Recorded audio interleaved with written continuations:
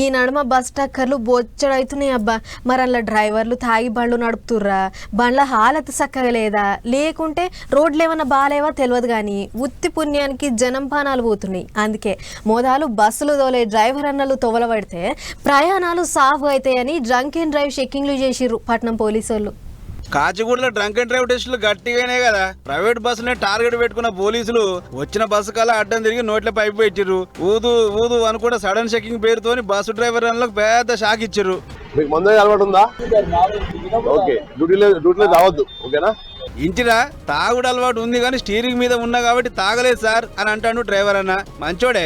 అట్లా బస్సు వెనుక బస్సు వస్తుంటే అన్ని బస్సులు తిరిగి తాగిరా లేదని తెలుసుకోవడానికి మీటర్లు పెట్టి ఊదిచ్చిరు. ఇట్లా తాగి బండి నడిపోద్దు. ఓకేనా? ప్రజల రక్షణ భద్రతనే నీ బాధ్యత. ఓకేనా?